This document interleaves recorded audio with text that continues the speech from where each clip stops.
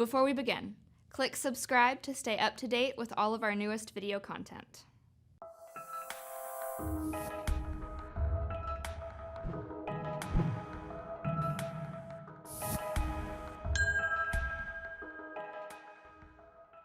Hi, I'm Rhonda Six, and I'm going to show you how to update the annual maximum for deductions in HRMS. The first thing to know is there are 2, possibly 3 places to update the annual maximum for each deduction that will change this year. Now remember, these new maximums are for 2019 calendar year, therefore you'll need to enter these changes after the final payroll of 2018 but before the first payroll of 2019. So let's update the deduction. You have to go to Setup, and then you choose Payroll, and then we'll choose Earning Deduction Codes. I'm going to click on my looking glass, pull up my 401k, and go to the Employee tab, and then I'm just going to change that annual maximum to $19,000. I'll say Saved. I'm going to go ahead and do that here as well. The employer side also has a maximum that needs to be updated. So let's go back and do the employer side for that first one. We'll save that. And then there's also a catch-up. So on the catch-up, we want to change that. I'm going to say that's going to go to $6,500 next year. In this case, my employer does not have a match based on this one in my sample material. So I'm going to save that. Some of you have common deduction limits that will need to be changed.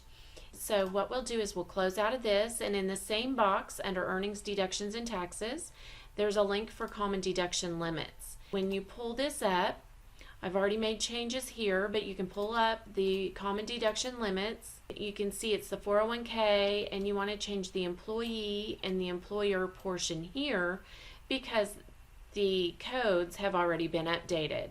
But this is what common deduction limits are designed to be used in situations where an employee might have multiple deductions that should be based on a single limit. This is what is going to, this annual maximum in the center of the screen is going to be what is going to determine what the total of these 2 deductions can be for any one employee. So I'm going to close here.